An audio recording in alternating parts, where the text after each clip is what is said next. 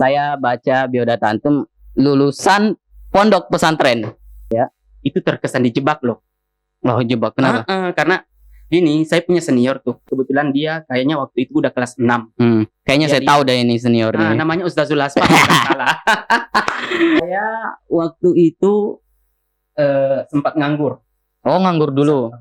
Karena sebelum masuk pesantren memang saya basicnya sudah ada. Intinya saya pernah mengatakan begini, apa yang kamu lihat, apa yang kamu dengar, dan apa yang kamu rasakan, semua itu merupakan bentuk pelajaran. Beliau mengatakan, jangan pernah melihat pondok pesantren ini ya ketika kamu berada di luar. Pada waktu itu ada masa di mana teman-teman udah pada ngambil ijazah. Pandangan kita terhadap pesantren kita setelah kita keluar dari pesantren itu. Cek. Bilala Podcast. Assalamualaikum warahmatullahi wabarakatuh. Oke teman-teman, alhamdulillah hari ini saya senang sekali karena selain daripada kita telah merayakan Hari Idul Fitri kemarin, dan hari ini adalah episode pertama Bilala Podcast. Jangan lupa teman-teman, dukung channel ini, like, share, comment, and subscribe biar kita bisa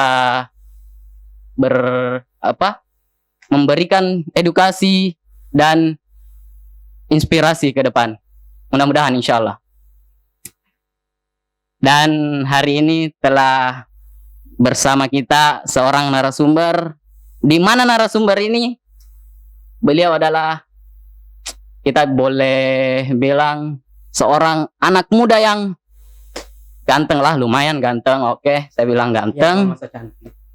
Terus beliau aktif di berbagai organisasi, dan mungkin semua organisasi yang beliau dapat mungkin memberikan peran penting dalam organisasi tersebut. Luar biasa memang narasumber kita hari ini. Apalagi ya tentang narasumber kita. Beliau udah ganteng, ya cerdas, pokoknya dah top lah. Oke. Ya, mari kita sambut teman-teman narasumber kita hari ini, yaitu adalah Ustadz Muyassir SPD. Gimana, Ustadz? Apa kabar, Ustadz? Baik, sehat dong. Manggilnya apa nih? Ustadz kan? Bro? Ya, sehat aja. Oke lah. Tapi lebih elegan lagi kalau panggil Ustadz lah, ya. Nggak apa-apa. Ustadz itu kan bukan baik ya. Iya, itu Ustadz. Hari ini kita mau ini episode pertama Bilala Podcast. Oh, episode pertama. Ya. Oke, siap. Makanya kita harus antusias gitu. Spiritnya, powernya harus lebih ya. Nah, di mana kalau Bilala Podcast memilih narasumber untuk perdana, itu harus narasumber yang paling top. Mudah-mudahan saya bisa membawakan tema Oke. dengan Siap. apa yang para pemirsa harapkan. Oke? Ya, Tat. Kesibukan apa nih sekarang, Tat? Akhir-akhir ini ya. Di masa-masa pandemi ikut online. Ngajar online, kuliah online. Kuliah juga online. Iya. Sampai bekerja pun juga. Tapi gini loh, Tat. Antum udah SPD tapi masih kuliah. SH. Oh, SH. SH, sorry teman-teman. Salah SPD ya. SH, Sarjana Hukum. Ingat itu. Oke. Ya, jadi begini, saat ini saya kuliah di kampus Al-Aqidah. Dulunya. Iya. Kuliah di kampus Al-Aqidah. Ya. Sembari juga menjalani kuliah di kampus Lipia. Iya. Dari sini. Iya. Kebetulan teman-teman kalau tahu tempat kita dengan kampus Lipia dekat banget. Nah, alhamdulillah di Al-Aqidah itu saya sudah selesai. Satunya di Sarjana Hukum. Ya. Dan di Lipia itu tinggal 2 tahun. Dan kebetulan memang program S1-nya itu di Lipia sebanyak 7 tahun. Oh iya. Ya, seperti itu. Jadi ya lumayan lama. Itu pun kalau mulus, kalau nggak mulus ya bisa 9 tahun. Wah, kalau COVID kan ini masa-masa COVID nih, Sat. Serba online, apa-apa online. Kesibukan apa yang paling menonjol dari Ustadz tiap hari ini? Yang namanya mahasiswa mungkin tidak lepas daripada kesibukan organisasinya. Ya, Itu ya, ya. wajib menurut saya ya.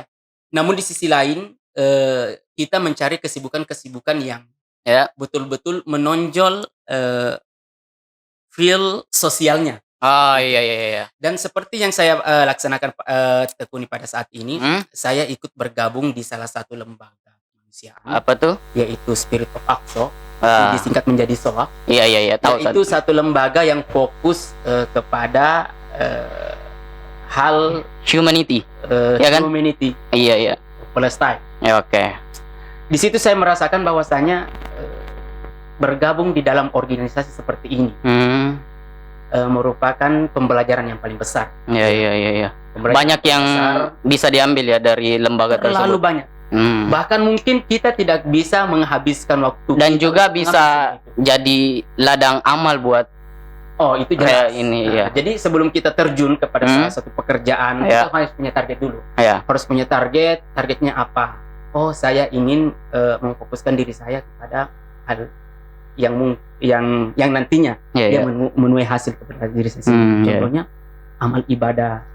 Kita terjun kepada luar biasa teman-teman narasumber kita pada hari ini. Lillahi ta'ala. Nah Ustadz, sekali ini selain ngajar terus aktif di lembaga kemanusiaan, saya tadi riset sebelum kita bincang-bincang ini. Antum kan apa nih? Ya riset biodata lah biasa ya. Dari FB atau dari IG? Aduh, data banyak kelas Ustadz. Ini saya baca biodata antum lulusan pondok pesantren. Iya, benar sekali. Jadi saya pernah mondok nih ya. Saya pernah mondok setelah saya tamat SMP.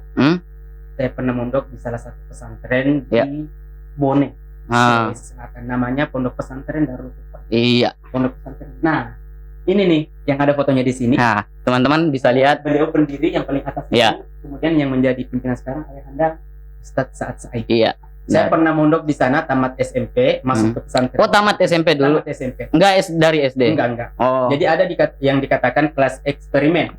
Ya, pintas. Iya. Jadi masa belajarnya itu kurang lebih 4 tahun kalau nggak salah. Beda dengan yang tamatan SD itu sampai 6 tahun. Berarti loncat ya? Loncat. Dari kelas 1, lanjut kelas 3, dari kelas 3, kelas 5, dan kelas 6. Iya. Dia termasuk cerdas ya. Iya. Oke, Tat. 2 kali loh. Iya. Itu bukan cerdas. Terpaksa. Oh iya. Atau sistem. Dan terus Tat, abis mondok nih, ceritanya abis mondok. Terus kemana Tat? Abis mondok. Apakah ya menganggur dulu, menjelajahi dunia dulu, apa menjelajahi dunia? Oke Tat. Dari mana? Ini abis akan terlalu panjang untuk saya ceritakan. Iya, yang singkat aja Tat. Jadi begini. Ini saya usahakan singkatnya ya. Harus. Ketika saya selesai menyelesaikan pengabdian di Pondok Pesantren 77 itu, pada waktu itu ada masa di mana teman-teman udah pada ngambil ijazah. Studinya. Sedangkan antum? Nah, kebetulan juga saya ingin ngambil.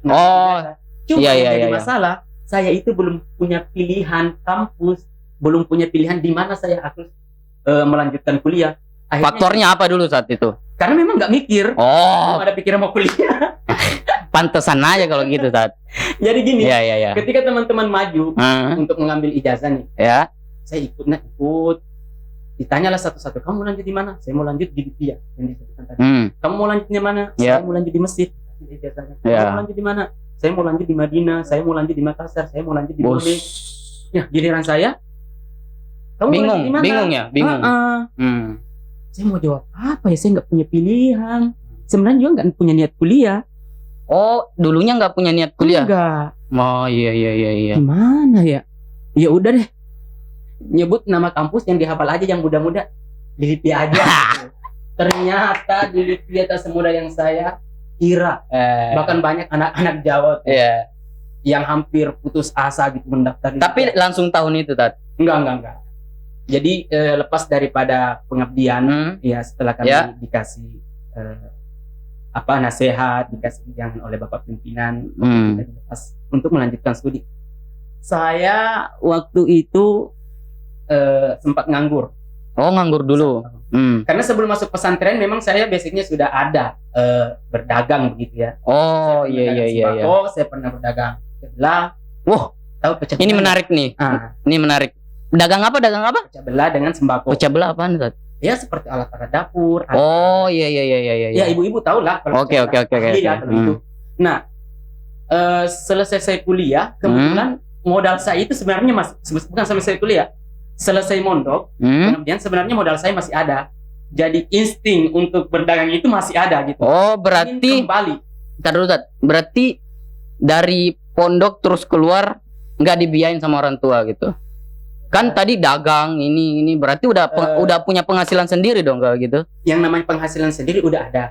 Cuma yang namanya dibiayai sama orang tua, ya mungkin itu merupakan salah satu perhatiannya orang tua ke kita. Ya karena mungkin kalau misalnya ingin dilihat kembali ya, duit hasil keringat sendiri itu sebenarnya nikmat, tapi sebenarnya lebih nikmat sih duit dari orang tua. Waduh. Iya. Oke, kan udah mempunyai biaya sendiri sebelum kuliah ya. Nah, terus pemikiran buat sampai ke Jakarta gimana nih, Tat? Kan udah di Jakarta udah menempati tempat ngajar di mana-mana, di sini di lembaga ini, di organisasi ini, sampai ke Jakartanya tuh saya mau tahu dong, Tat. Jadi gini, sebelum saya ke Jakarta itu sebenarnya ada hal yang membebani, yang menjadi beban pikiran saya. Apa tuh? Bahwasanya saya dulu sebelum masuk di pesantren itu terkesan dijebak loh. Loh, jebak kenapa? Karena gini, saya punya senior tuh. Saya punya senior, kebetulan dia kayaknya waktu itu udah kelas 6. Kayaknya saya tahu dah ini senior nih. Namanya Ustazul Asma. Salah. Jadi dia ngajakin saya gitu, ngajakin ayo ke pesantren jalan-jalan gitu. Ya udah sih, namanya orang nggak pernah lihat pesantren ya. Saya ikutlah jalan-jalan ke pesantren 77. Tapi yang membuat saya heran, sekaligus curiga, kok saya diajak jalan-jalan pakaian saya banyak banget ya dimasukin dalam tas. Oh, dijebaknya di situ. Pas hari kedua setelah saya sampai di pesantren, bermalam ternyata. Ijazahnya nyusul. Ijazah apa nih, Tat? Ijazah dari sekolah SMP untuk didaftarin jadi santri. Tanpa sepengetahuan Ustadz. Tanpa sepengetahuan. Waduh, kacau banget. Berkali-kali saya coba ingin lari, kabur dari pesantren tapi nggak bisa. Masalahnya satu, nggak tahu jalan balik. Waduh. Iya. Oke. Akhirnya ya udah, ada peresmian, pasrah aja gitu kan. Iya. Tapi pikiran masih di luar, raga di dalam pondok. Iya jelas. Namanya orang habis sekolah di sekolah yang basisnya negeri, kan SMP, masuk di pesantren, nggak ada lah yang bisa merasakan kecuali orang-orang yang, ngerti. Jadi setelah itu saya berpikir, saya udah susah-susah payah nih, orang tua saya udah berusaha semaksimal mungkin menyekolahkan saya, ngirimin saya dana untuk tetap belajar di situ agar selesai. Nah, masa saya mau sampai di sini? Iya. Dan di sisi lain, instingnya seperti saya bilang tadi, insting ingin berdagang itu masih besar. Masih besar banget gitu. Sudah nempel ke dalam diri ya. Akhirnya saya dilematis. Kok gimana ini ya? Daripada mikir lama, ya udah, ke Jakarta aja lah gitu kan. Ikutlah sama teman-teman yang ingin mendaftar di Lipia. Akhirnya teman-teman di tryout persiapan untuk masuk Lipia. Nah, waktu itu saya nggak ikut tryout. Saya tidur doang di dalam kamar. Karena memang saya nggak punya niat untuk kuliah di Lipia. Nah, akhirnya itu tinggal di mana tuh, Zat? Waktu itu dekat dari ngontrak di Gang Kancil. Bersama senior-senior waktu itu. Iya. Nah, waktu itu teman-teman pada lulus, saya masuk ruang ujian juga. Iya, namanya nggak ikut tryout dan juga mungkin memang udah rezekinya ya. Bukan rezekinya sih, takdirnya kali ya. Lebih tepat begitu. Belum lulus ya. Alhamdulillah, ala kulihal, sebelum pengumuman itu sebelum pengumuman itu ditempelkan di etalase kampus ya, saya udah jauh duluan. Saya kabur ke Riau. Kan belum tahu Tapi udah ada pengumuman dari internetnya begitu. Oh, nggak dibaca dulu tuh, Tat? Baca dulu. Oh iya iya. Tapi firasat udah kuat nih, Nah. udah lebih kuat nggak lulusnya gitu kan. Waduh. Ya udahlah, cow aja ke Iya Riau. iya iya. Nah, saya ke Riau. pernah ke Riau 5 bulan. 5 Ngapain? bulan ngajar. Ada yang manggil ngajar Islamic Center. Iya iya iya. Iya. Angkatan saya dari pesantren juga. Ya, oh iya iya iya. Saya ke Riau 5 bulan. Dari Riau 5 bulan, alhamdulillah ngajar di sana tenang-tenang. Akhirnya memang karena kontraknya 5 bulan, saya kembali lagi ke Jakarta. Ya. Nah, tiba di Jakarta, terbuka lagi pendaftaran di Lipia. Ya. Saya daftar lagi, tapi nggak ikut tryout lagi. Ya. Akhirnya saya nggak ikut ujian waktu itu. Ya. Kok gitu? Iya, karena memang tuntutan di sisi lain saya dituntut untuk belajar di Ya. Lipia. Di sisi lain juga saya belum siap untuk belajar di Lipia. Oh. Akhirnya belok lagi. Saya mengabdikan diri di salah satu pesantren yang ada di Bogor. Oh iya Bogor ya. Dan di Lebih situ bukan tepatnya di daerah Gunung Sindur. Oh iya tahu Tat. Silahkan dicek nanti ya pesantren apa aja yang ada di sana. Ya. Nah, di sana bukan hanya sekedar mengabdi ya. Yang namanya mengabdi kan kita ngajar begini-begini. Iya, Enggak. iya. Dan di Bogor sana ternyata memang saya betul-betul diberi kesempatan untuk mengasuh untuk membesarkan mental saya, mendewasakan pikiran saya. Karena waktu itu saya dikasih beberapa santri bersama teman-teman. Lalu kemudian bangunan yang bisa dikata ya seadanya, rumah. Oh, masih awal-awal saja. Masih awal-awal. Ya. Bahkan ketika hujan pun kami kehujanan begitu kan. Oh, bisa kata begitu. Dan ini betul-betul saya rasakan. Ya betul-betul saya rasakan. Akhirnya saya mengatakan kok dengan keadaan yang seperti ini saya tidak terlalu kaget begitu ya. Enggak kaget-kaget amat begitu ya. Enggak terguncang, enggak ada perasaan ingin kabur dari tanggung jawab. Itu dan ternyata memang efek daripada nyantri. Ketika kita nyantri itu betul-betul kita dibimbing, diajari untuk bertanggung jawab. Nah sekarang kita rasakan hasilnya seperti itu. Dan akhirnya saya bertahan beberapa tahun sampai 2 tahun. Saya mengabdikan di sana. Alhamdulillah bangunan yang dulunya masih gubuk sekarang alhamdulillah udah lantai-lantai. Nah setelah itu saya kembali lagi ke Riau 1 tahun. Oh, balik lagi di tempat yang kemarin. Iya. Balik lagi ke Riau 1 tahun, baru kembali ke Jakarta setelah itu mendaftar untuk kuliah. Nah, padahal ini Bogor sama Jakarta deket loh. Dekat. Kenapa ke Riau lagi? Ya seperti yang saya katakan tadi, keinginan untuk kuliah itu belum 100%. Iya. Oke, Tat. Nah, itu. Sekarang ini Tat, yang saya mau tanyakan lagi. Kebetulan saya juga lulusan pesantren, Tat. Iya. Ya kan kita sebagai alumni pesantren pasti ada dong dalam pikiran kita pandangan atau apapun itu yang menurut loh kok pas kita udah lulus kok pondok kita kayak gini. Wow, amazing. Ada dong Sat ya kan. Ya kebetulan kan narasumber kita bisa diminta pendapatnya. Pendapat antum Sat gimana Sat? Kita ngomongin secara umum aja ya. Iya. Walaupun saya katakan secara umum, tapi tetap dong saya ngomong sesuai apa yang pernah saya rasakan di pesantren saya. Iya. Pandangan kita terhadap pesantren kita setelah kita keluar dari pesantren itu.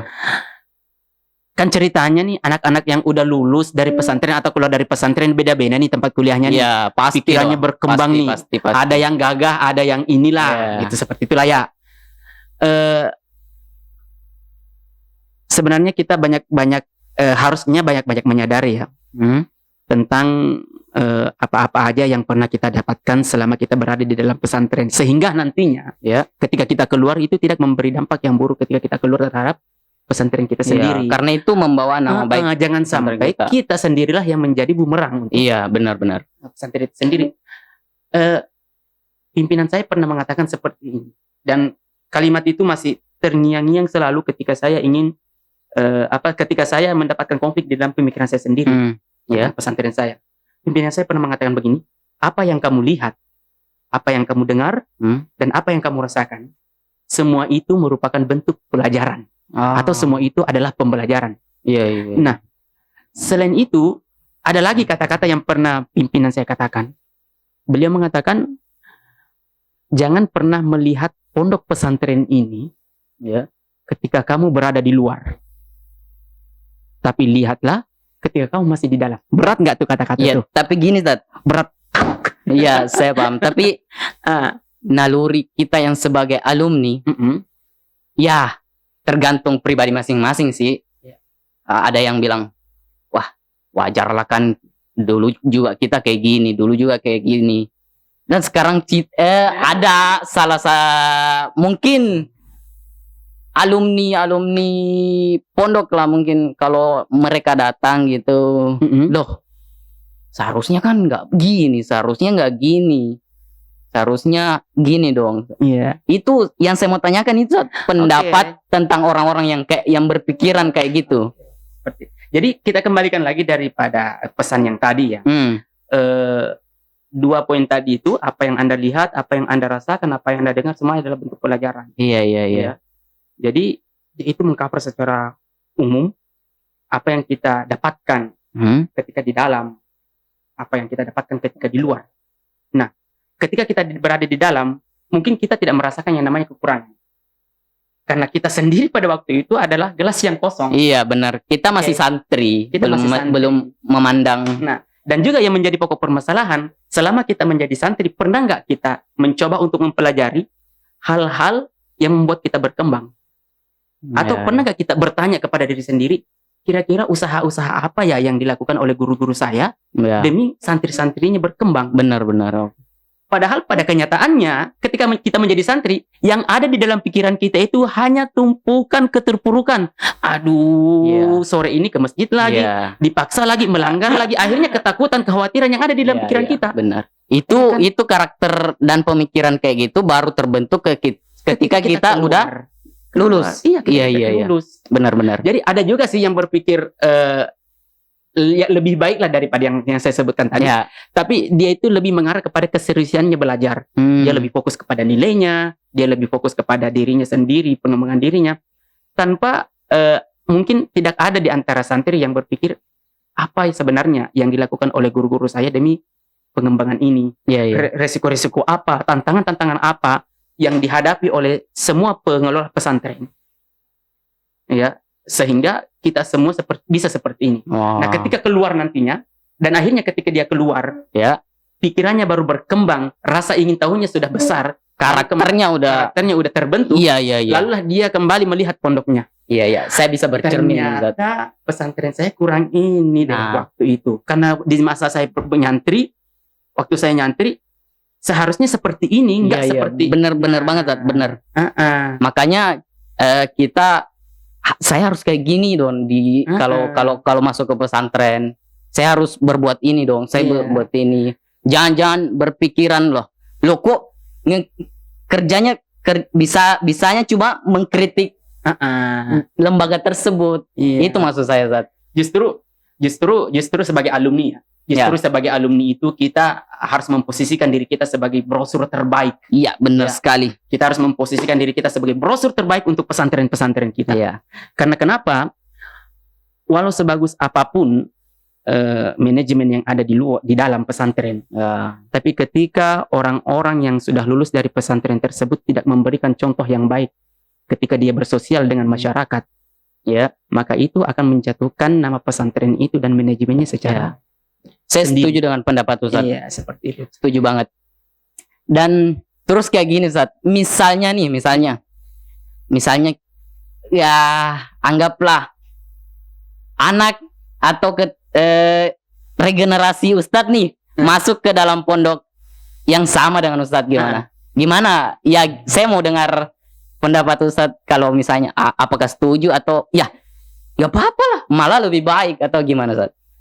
Ya kalau misalnya generasi saya nih masuk di pesantren yang sama dengan saya, sampai saat ini kan udah tahu dong dalam-dalamnya pesantren. Oke, udah. Iya. Enggak semuanya ya, enggak semuanya. Ya sekitar pelanggaran-pelanggaran saya yang mungkin pada saat ini sudah disadari ternyata itu salah semua. Dijadikan pengalaman aja. Saya sih setuju aja. Oh, nggak apa-apa. Nggak apa-apa. Misalnya nih anak Ustadz masuk ke pesantren yang sama, ada dong pasti rasa ketakutan. Nanti anak saya kayak gini, anak saya kayak gitu. Ya. Jadi sebenarnya malah itu menjadi hal yang bisa saya kontrol ya. Ya. Tanpa harus membahasakan, saya sudah bisa tahu Iya. misalnya generasi saya ketika saya masukkan dalam pesantren. Hmm. Tanpa dia harus ngelak ke saya, Ya. tanpa dia harus ngeles ke saya udah tahu. Kalaupun dia melanggar, saya udah tahu. Karena saya pernah menjalani, justru kekhawatiran itu harus berkurang seperti itu. Oh, Dan mestinya saya sudah harus punya penawarnya gitu ketika generasi saya masukkan di dalam pesantren, dan saya sudah punya bahan bagaimana mengarahkan dia ketika dia masuk dalam pesantren, walaupun bukan saya yang membimbing secara langsung. Iya, ya. Dalam Ya, artian mungkin saya membutuhkan pendekatan khusus ya, pendekatan khusus kepada mereka, bagaimana cara hidup di pesantren, bagaimana cara ketika supaya kita betah di dalam pondok pesantren tersebut. Nah, ya saya sih kalau saya saat ya, saya mungkin cari-cari yang lain lah, Kak. Kenapa? Karena saya udah tahu dalamnya pesantren. Itu pun kalau saya tahu, pesantren saya dulu lebih unggul dari yang kemarin-kemarin. Iya. Baru saya coba-coba saat. Kalau Atem mungkin lebih cara mendidiknya beda. Gimana ya? Kalau menurut saya pesantren itu semuanya hampir sama ya. Oh gitu. Tujuannya semuanya kayaknya sama.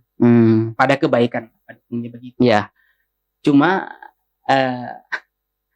masalah kekhawatiran, masalah hal yang sudah kita ketahui di dalam pesantren dan menjadi ketakutan. Ya. Saya rasa itu bukan merupakan problem yang sangat besar bagi kita, karena walau sepintar apapun kita memilih tempat untuk generasi kita, dan kalau memang generasi yang kita masukkan memang memiliki keterbatasan, ya taruhlah saya bahasakan ketika gerobak ingin dijadikan sepeda, ya, atau enggak kebalik ya, sepeda ingin dijadikan gerobak, masih bisa.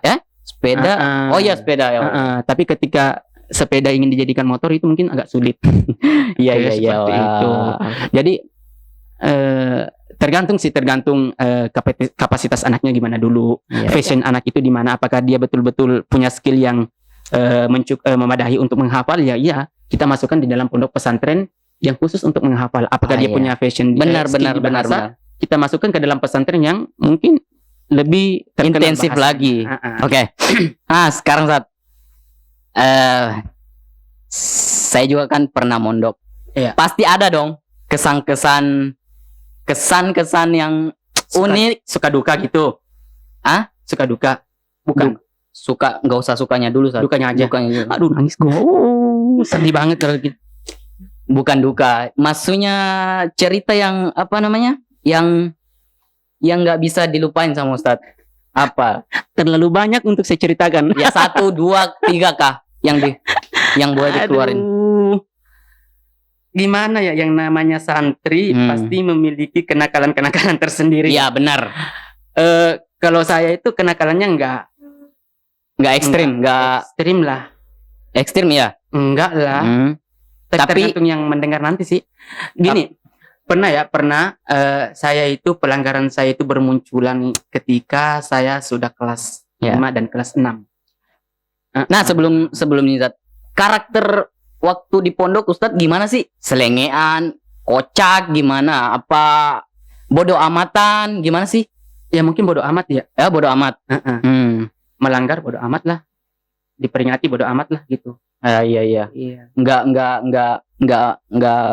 terus-terusan mengikuti aturan yang ada di dalam. Enggak, saya sih ya ngikut. Cuma kalau hilaf ya udah. Iya, belok dikit kan. Kalau hilaf ya udah. Biasa. Gitu. Saya tahu tuh. Kalau belok dikit, ya gitu. Jadi pelanggaran saya itu banyak bermunculan ketika saya kelas 5 dan kelas 6. Mungkin karena faktor usia juga yang udah makin naik ya. Ya, oke, puberitas. Puberitas pemirsa. Punah puber coy. Ya. Jadi pernah suatu malam. Nah, ini saya itu diminta untuk imam salat lail. Imam tarwi atau salat lail? Imam salat lail. Oh, salat lail. Jam 2 nih bangun coy. Iya. Jam 2. Nah, kebetulan kalau kelas 6 itu salat lailnya udah nggak di masjid. Kita dipisahin. Kita di kantor pengasuhan. beda dengan santri yang beda junior Dijadikan ya? tempat. Iya, Iya, selain iya. mungkin tempatnya udah agak VIP. VIP sempit gitu kan kalau Oh di iya masjid. iya. Dan memang kelas 6 itu ada beberapa pencerahan setelah sholat lail tersebut Oh. dilakukan. Nah waktu itu sebelum saya menjadi imam, Ustaz, saya mau minum dulu Ustaz. ya silakan. Jadi sebelum saya menjadi imam, pas bangun nih, ya, bangun dari tidur, yang ada di pikiran saya itu yang pertama apa? Apa? Mangga itu tuh yang ada di depan kantor harus saya sikat. Aduh. Jadi teman-teman saya udah ada yang siap. Kamu bawa pisau. Oh, udah kamu bawa sekongkol garam. sebelumnya.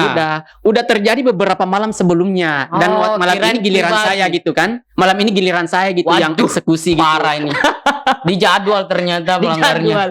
Nah, waktu itu setelah melaksanakan sholat lail, saya imam nih. Ya udah sih karena nanti butuh tenaga ekstern nih untuk manjat pohon mangga itu kan. Iya. Akhirnya saya Itu make sarung apa make apa Ustaz? pakai sarung lah coy. Di Oh. pesantren saya itu wajib pakai sarung kalau sholat. Make sarung manjat gimana itu? Ya itulah santri kan. Oke, lanjut.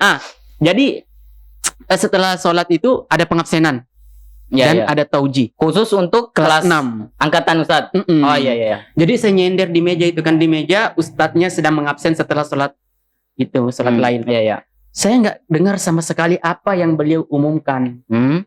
Setelah nama saya disebut, Karena terfokus ke saya tidur. oh tidur. Ya, Kirain namanya sholat kirain lain. udah manjat. Enggak. Belum. Niat manjatnya nanti setelah keluar dari kantor. Oh iya. Nah. Ternyata cuma satu pengumuman pada waktu itu, Apa tuh? yaitu pengumuman kelas 6 tidak ada lagi yang coba-coba manjat pohon mangga. Gara-gara Karena udah diketahui sebelumnya. Ya mana nggak ketahuan. Buah mangga itu nggak pernah matang. oh iya. Ini Baru sebiji korma udah hilang aja kan. saya bantu. Aduh. Oke. Jadi setelah itu, setelah pengabsenan, teman-teman udah pada keluar nih. Nah, Ya. teman-teman saya yang udah siap bawa garam, bawa pisau ini udah pada Nggak jalan gini duluan loh. kan. Ini orang mau ke masjid bukannya bawa apa? Peci, Al-Qur'an, ini bawa garam gimana sih? Akan ke tempat sholatnya sembari bawa garam bisa bang. Oke, lanjut. Tat. Setelah itu Jadi setelah itu dipanggil. teman saya udah Oh, jalan belum. ke masjid. Dia udah kasih kode, katanya aman. Kodenya gitu kan, aman. Oke, berarti saya udah siap, gitu. siap manjat lah saya kan. Ah. Manjat pohon mangga itu, ambil satu, simpan satu. Nah, sementara mau metik buah yang kedua, Ya. tiba-tiba suara senapan angin meledak. Hah? Lompat saya dari pohon mangga. Serius? Iya, ternyata ustadz yang ngumumkan tadi itu mantau dari tadi. Waduh. Waduh, gua ditembak coy. Oh, bukan yang absen tadi, Sat. Lain orang. Yang absen tadi. Oh, yang absen tadi. Iya, dia udah siapin. Tapi memang ustadz saya itu suka dulu kalau misalnya dia libur dia suka berburu gitu kan. Oh, ya Pakai senapan hobi ya. Akhirnya saya ditembak pakai senapan angin. Oh, nggak sadar, nggak nyadar nih. Tiba-tiba udah nyampe di masjid aja gitu kan. Langsung punya Quran, langsung punya songkok.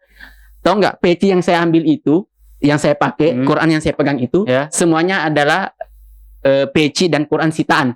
Tahu nggak, di pesantren saya itu kalau misalnya ada Al-Quran yang udah robek, yang nggak lengkap lembaran-lembarannya, itu disita oleh bagian taklim. Ya. Saking ketatnya dan saking pentingnya kita Ntar melengkapi. dulu.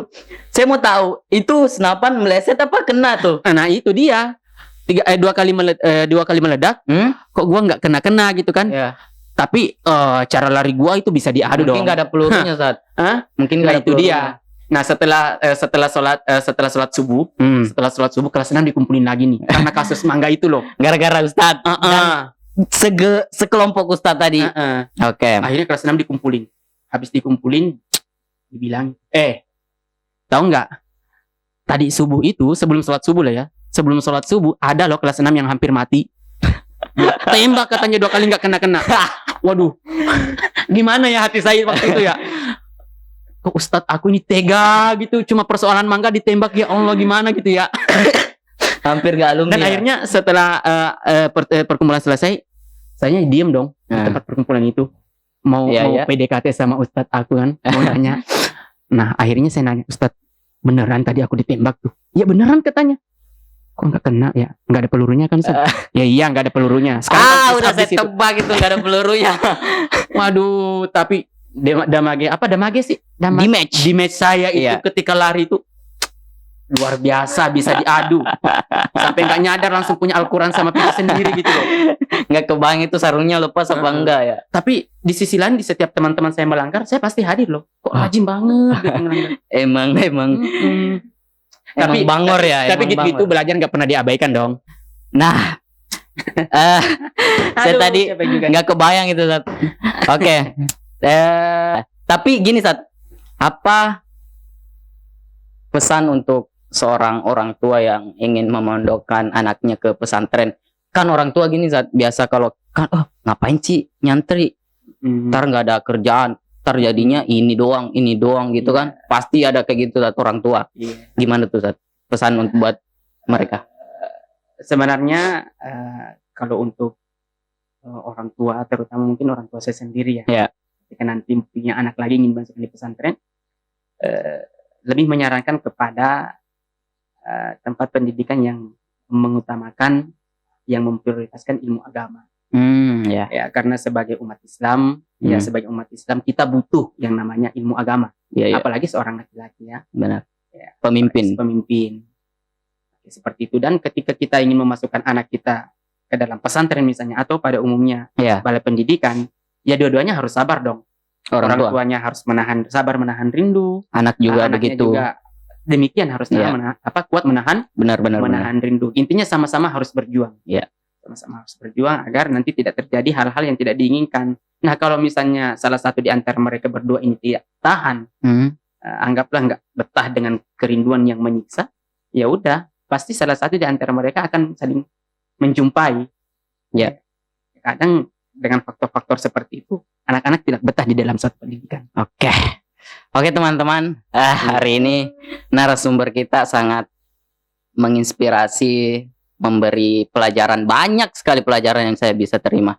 Dan teman-teman, Ustadz, lain kali mungkin bisa kita lanjut bincang-bincang kita kali ini. Oke, makasih banyak yang udah diundang ya. Oke. Mohon maaf nih, Ustadz, sini hanya menyediakan. Nggak apa-apa, Oke. kopinya mantap nih. Oke teman-teman, sampai di sini bincang-bincang kita pada kali ini bersama narasumber kita yang terhormat Ustadz Muyassir SH LC. LC-nya belum dong. Iya, Sun. Oke. Jangan lupa saya pesan buat teman-teman penonton setia Bilala Podcast, mensubscribe, like, share, and comment sebanyak-banyaknya. Nah, yang terakhir nih, Sat. Apa pesan buat kita yang alumni pesantren dimanapun berada? Jadi pesan saya untuk seluruh alumni, ya, baik itu pesantren atau mungkin sekolah negeri ya. Iya. Kita itu merupakan brosur terbaik Iya. dari tempat pendidikan kita masing-masing. Iya, benar. Jadi sebesar apapun dan sebaik apa cara kita berinteraksi dengan masyarakat, maka begitulah image tempat pendidikan kita di mata mereka. Kemudian yang kedua, sebagai seorang alumni, harus mengetahui dirinya. Harus mengetahui dirinya dari mana saya berasal. Iya. Ya, jangan sampai kita sebagai alumni ketika keluar malah menjadi bumerang untuk tempat pendidikan kita sendiri. Iya. Ya, padahal ketika kita di dalam, kita tidak pernah belajar bagaimana sih sebenarnya perkembangan yang ada di dalam, bagaimana sih usaha-usaha orang yang mati-matian untuk mengelola tempat pendidikan tersebut. Iya. Jadi harus sadar diri. Kemudian yang ketiga, tetap menjadi ikatan yang baik, dirangkul generasi-generasi yang selanjutnya buat masa depan generasi pesantrennya. Iya. Walaupun pesantren kita tidak meminta, kita harus memiliki inisiatif tersendiri. Kan memberi itu tidak harus diminta. Oke. Setuju nggak? Benar. Oke, setuju dong.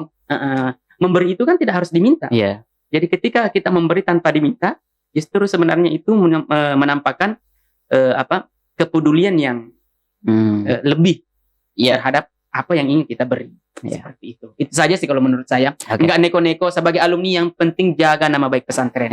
Benar banget. Oke teman-teman, hari ini saya senang sekali karena narasumbernya penuh inspirasi dan kebaikan-kebaikan. Saya juga berterima kasih ya udah diundang di Ya, eh, saya mungkin channel ini. kelanjutan bincang-bincang kali ini saat mungkin ada episode ke depan. Oke, I'm ready for Oke. Balala. Bilala. Bilala ya? Oke, Oh, Bilala. Untuk teman-teman jangan lupa untuk selalu mendukung channel ini Bilala Podcast di Mimbar 77 channel. Jangan lupa like, comment, and Subscribe. subscribe. Subscribe. Oke. Oke, teman-teman jangan lupa like, komen, dan subscribe. Share juga ya. Oke. Sampai jumpa di episode selanjutnya. Bilala Podcast. Cek.